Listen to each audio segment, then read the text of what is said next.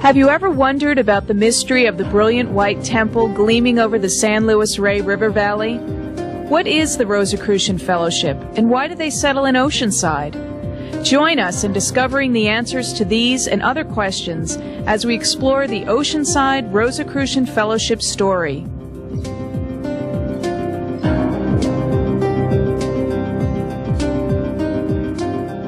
During the spring of 1995, this brilliant white Rosicrucian Fellowship temple became a California historical landmark. The groundbreaking of the Rosicrucian Fellowship started in October of 1911 at the site now called Mount Ecclesia. It is the purpose of the Rosicrucian Fellowship to unite and harmonize each with the others by teaching a religion that is both scientific and artistic, and gather all churches into one great Christian brotherhood. One of the members, Charles Weber, explains how the founder, Max Heindel, started the Oceanside Rosicrucian Fellowship. The Rosicrucian Fellowship was started formally in 1909 with a prior history for that formation. The actual founding here of the fellowship at Mount Ecclesia was in 1911. Max Heindel is the founder of the Rosicrucian Fellowship, and he was given the teachings, what are called the Western Wisdom teachings, by an elder brother of the Rose Cross when he was in Germany seeking answers.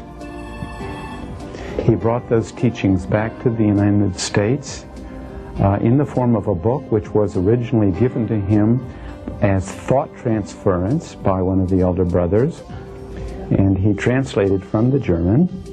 He retranslated his English version. He disseminated those teachings by through lectures, and through the publication of the Rosicrucian Cosmoconception, which were a formulation of those original teachings. And that was published in 1909. The fellowship grounds was given the name Mount Ecclesia by Max Heindel right at its inception, as far as we can tell. And the word ecclesia is a Greek word.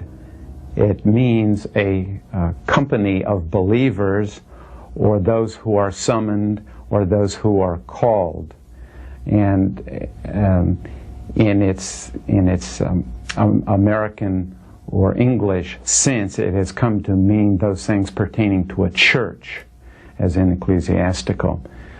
But Mount Ecclesia was Max Heindel's term, and it is to designate the people who collect here for the purposes of carrying out the behest of the elder brothers and disseminating the teachings.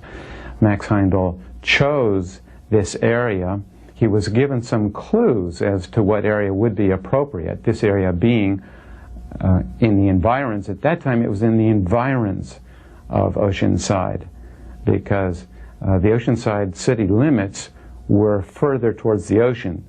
And right now, Oceanside extends very much east of this place. But at that time, he was following the suggestion of an elder brother that he find a place that to the east was provided a snow-capped mountain backdrop, and then to the west a view of the oceans. And he found a place in Ocean Park that suited this description, but he could not, for various legal reasons, eventually consummate an acquisition. And he was dejected. He came to Oceanside by train and found that there was a piece of real estate available. He saw it. It was, we understand, a pea patch, a rather a large pea patch, among other things, and he saw that it entirely suited his purposes, and he was able to make a down payment on it, and it became the home of the fellowship. The fellowship itself, as it exists here on Mount Ecclesia, as I said, was founded in 1911. It was found important to have a physical site for both the dissemination of the teachings and for the second of the two main functions of the fellowship, the first being the dissemination, the second being the healing of the sick, which are the two principal injunctions by Christ, given by Christ Jesus, to heal the sick and to give out the message of the gospel. The healing of the sick aspect concentrates on spiritual healing, because it's recognized that man being primarily a spiritual being, everything proceeds from the occult or non-visible members of the human being. Therefore, for instance, in the gospel it says, as a man thinketh in his heart, so is he. That has to do also with the physical being that proceeds out of the thinking and feeling. So, using in conjunction with the teachings and astrology, the healing department introduces the individual who has sought help to the principles of so-called right living, and realizing that we put into effect causes that later become materialized. So astrology can help us in this regard, because it can show us what sort of tendencies that we have, what sort of impulses that we have, how these may have contributed to problems that we are experiencing on the emotional and physical level, and how we can address these. The constellation, the natural zodiac, is considered by us as the 12 divine hierarchies. And this is why we have a great respect for astrology. Also, these divine hierarchies or signs of the zodiac are mentioned in the Bible. This is in Genesis chapter 49 and also in Deuteronomy.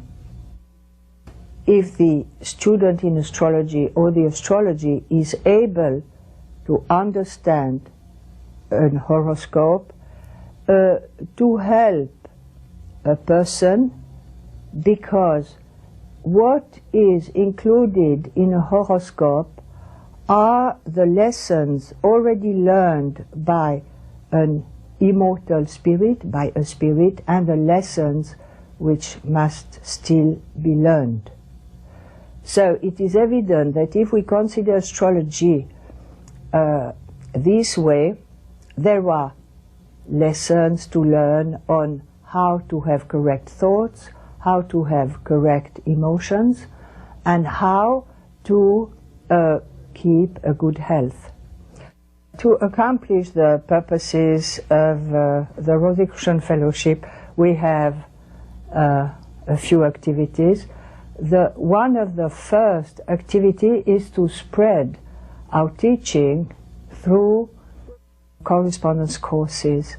We have correspondence courses in philosophy, in Bible, and in spiritual astrology. And with these courses we can reach people all over the world. Another activity to spread the teaching are our summer school. Each year we have a summer school in English during the summer, and next year in 1997 we will have a Spanish summer school.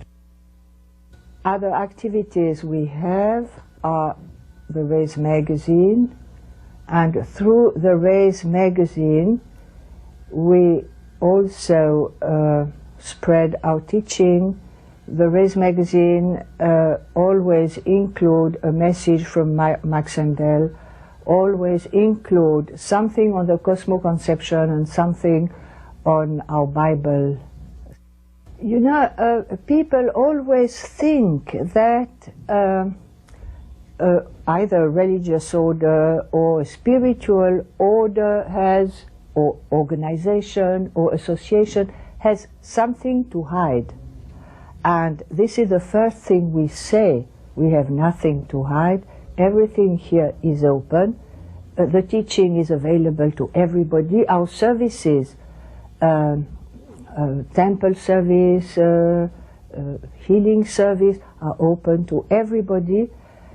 The evolution, or to spiritually be able to progress, is a question of working on ourselves and working within. Somebody outside cannot give you a spiritual progress, or we must do the work ourselves. So this could be a challenge. Or you have something you hide. No, absolutely nothing. As one enters the fellowship grounds by its primary entrance, one goes through an archway, a white archway, both of whose columns abut on two lions, segent lions they're called. The lion, in this case, though, designates really high spiritual beings. So one passes underneath the archway. One can consider that one is embarking on a new phase of their life. They're entering into a new area. Immediately before one is a pine tree. It's called a Norfolk pine, and right now it's about 120 feet. It was planted in the early days of the fellowship. It's about in about 1915.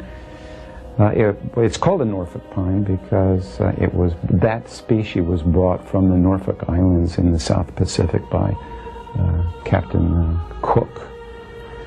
And just beyond that pine tree is a circle, in the center of which is a white cross that has three upper arms on which are placed the three initials CRC, three gold initials CRC, standing for the inspirer of the fellowship and the head of the Rosicrucian order, the founder of that order, Christian Rose Cross. That cross is placed in cardinal directions, and it was placed in the circle at the formal founding of the fellowship on October 28, 1911.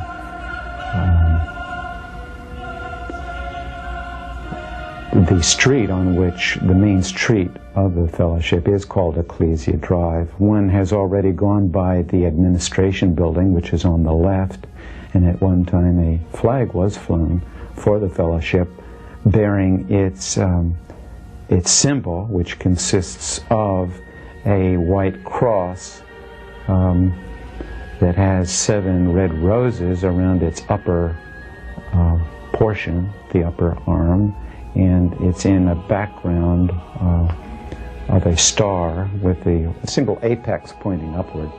Next to the Rose Cross circle is, on a metal post, is the Rosicrucian emblem, which is created by, I believe that this is correct, 108 light bulbs. This was given by a member, I believe it's in 1917. At that time, electricity was still a fairly recent development, and it was quite something to have this showing in the area. The 7 roses designate the purified blood that a member is working on, so that they can advance their development. This will enable ultimately the conscious working and appearance in the higher worlds. The blue background designates divinity, or the Father. The red color designates the Holy Spirit, and the golden rays designate the Christ power. This in its totality shows Trinity, or God in manifestation as a Trinity, and it has its human counterparts in a threefold spirit. The symbolism is very dense, and there's quite a bit more that can be said about that. Then we pass a cafeteria, which was built actually in 1914, and additions were made to it later on. And then we pass a chapel on the right, which is called the Pro-Ecclesia. Pro means, of course, before. There had always been envisioned the desire to build an ecclesia or a temple.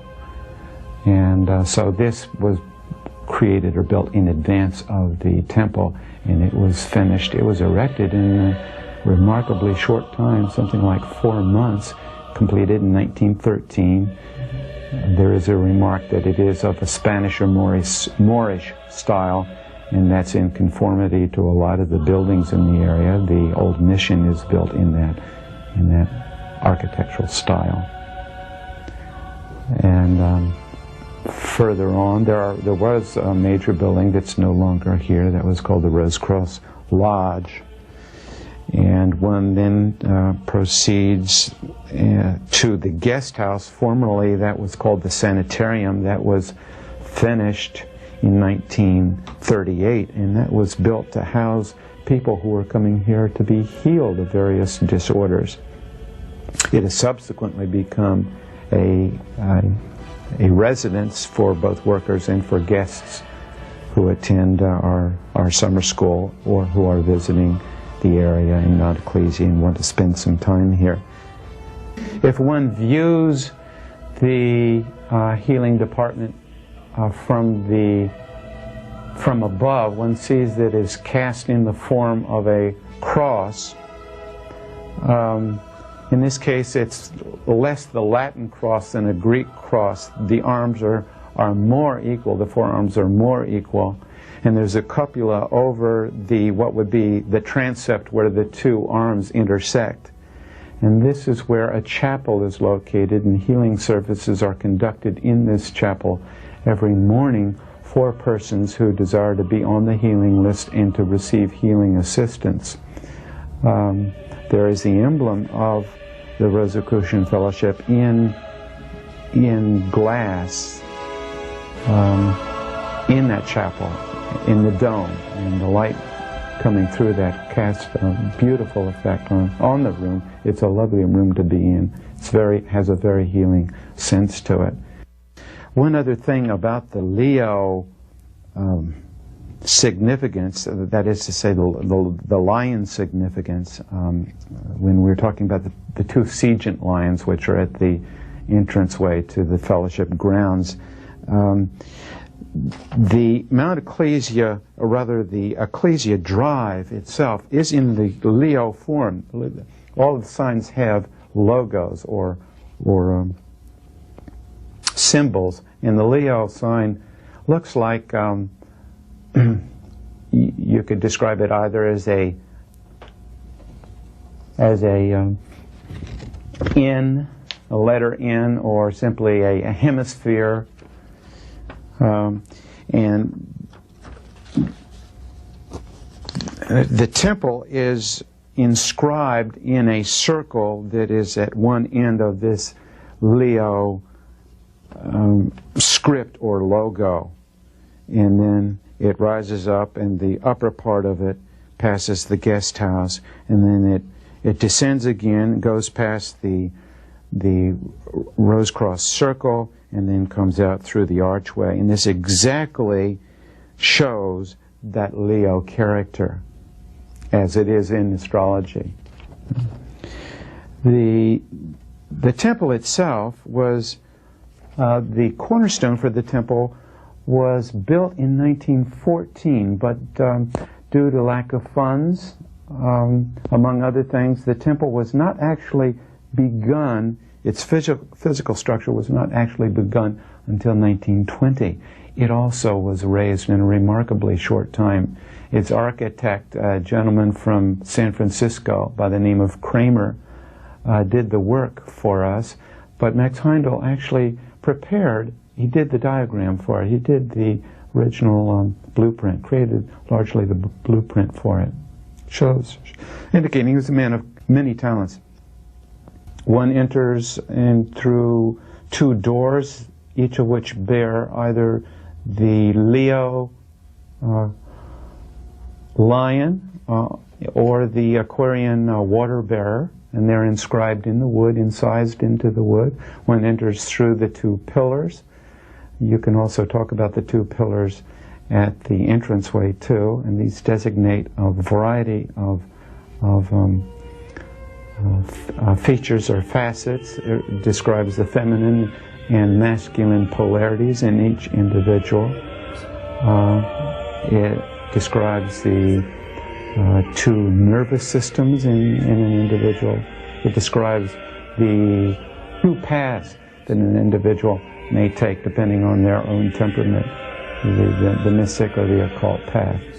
When one enters into the temple, one is in a primarily circular area. Up above there are 12 panels, each of which designate one of the 12 principal astrological signs. The pews in which the person sits are each inscribed with one of the signs, and so that people of any one sign all sit in a pew designated by that sign.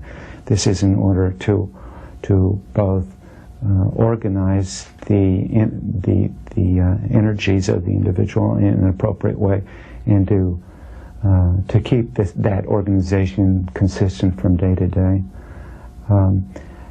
Healing energy, the purpose of being in that temple is to generate healing force. A person does not go in there to pray for themselves. The purpose is to generate impersonally healing energy, which is used for healing work. The fellowship itself is the preparatory school for the Rosicrucian order, and it is regarded as the herald of the Aquarian age, to provide the information that certain individuals at this point in time need in order that they can begin to live life with more enthusiasm, because there are a lot of rather disappointed or disillusioned persons who have not been able to find answers to some basic questions that have been put out of their mind, and these questions have to do with fundamental principles of life. Where did we come from? Why are we here? And where are we going? Well, my mother was a student in 1936, and I was 13 years old, and I grew up with the philosophy from there. But I went to several other churches or religious organizations, and none of them answered any question that I wanted to know, until I reread my mother's Cosmo-Conception book, and it gave me all the answers. The Rosicrucian Cosmo-Conception, it answered all my questions, like where did I come from, why am I here, and where am I going? What brought me here this year was to return to the summer school, like I've done for the past 4 years. It helps to teach me in connection and with the Rosicrucian Cosmo-Conception the philosophies of the fellowship, and also the astrology section, which to me is difficult to learn on my own. You have to have more or less personal instruction, so that's another reason why I came here. I'm not much good at correspondence, I'm afraid.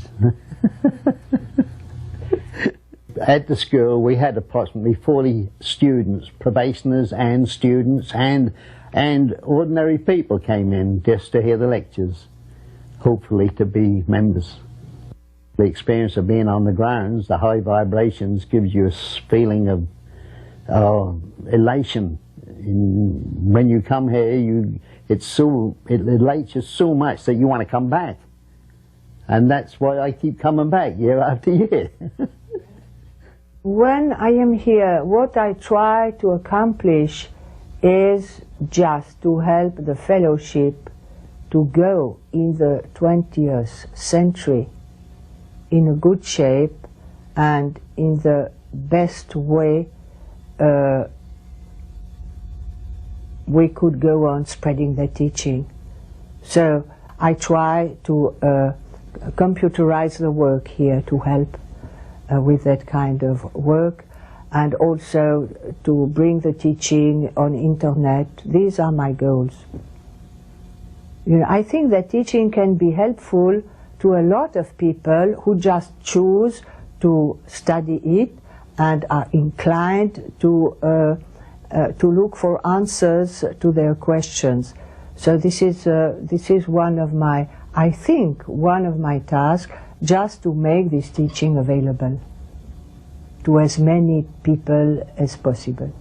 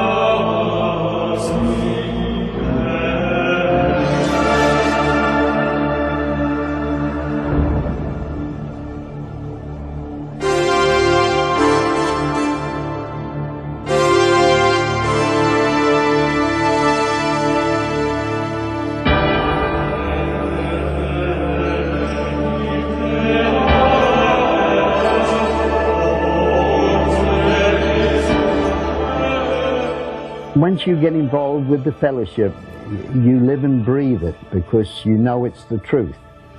And it's logical. It's the only answer to life. And that's why I come here, and that's why I belong to the fellowship, because of that. Like again, where did I come from? Why am I here? And where am I going?